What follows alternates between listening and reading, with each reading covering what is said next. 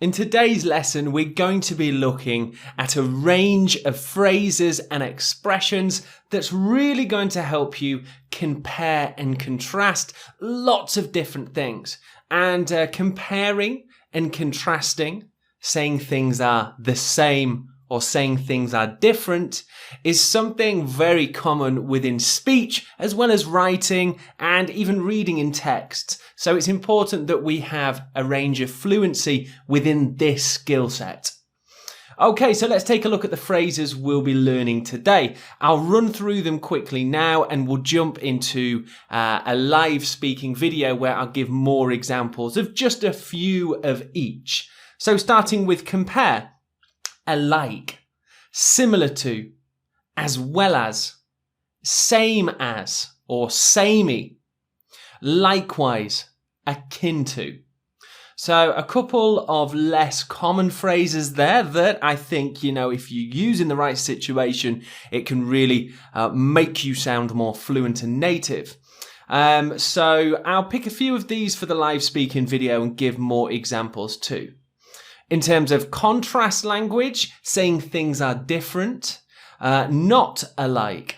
On the other hand, in contrast to, dissimilar, unalike, and however.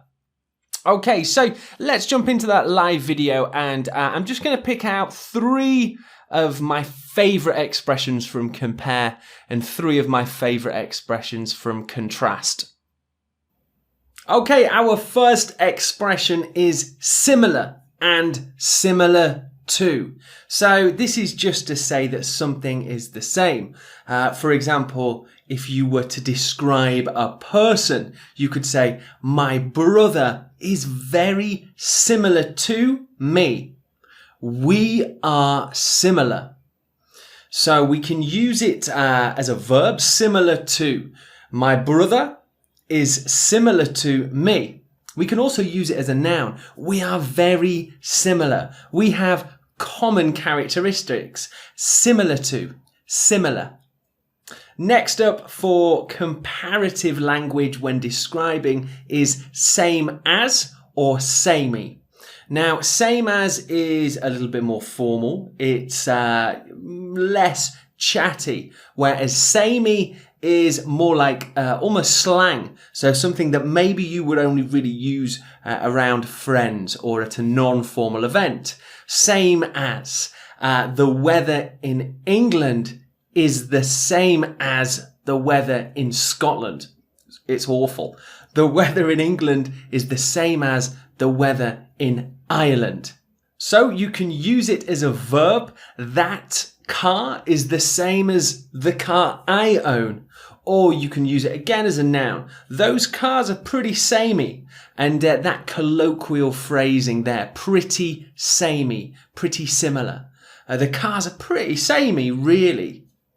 And our last expression for comparative language is akin to. Now, this is slightly rarer in its use. It's used less. And it's quite a formal, academic sounding phrase, akin to. So you could say that football is akin to rugby. It sounds more educated. It's probably not something that you would say so much in front of your friends. You might say it more at formal events. Well, this book is quite akin to the other books released by this author. You could say this restaurant is quite akin to the other restaurant that I've been to. So it's basically a more formal way to say it is similar. It is nearly the same as, akin to. My parents, my mum is really akin to my father. They have similar characteristics.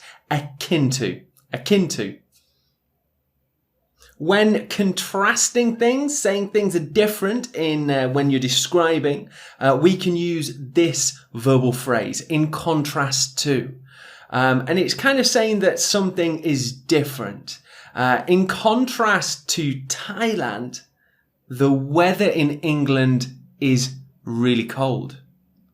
In contrast to Thailand, the sun isn't really as strong as in the UK. It's an opening phrase that you can use at the beginning of your speaking. In contrast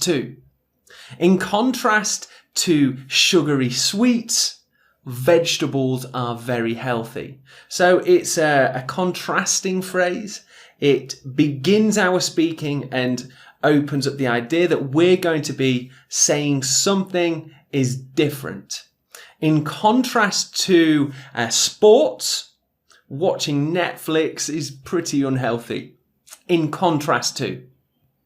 Our next phrase is dissimilar, and it's used as a noun to say that two things are different. Dissimilar.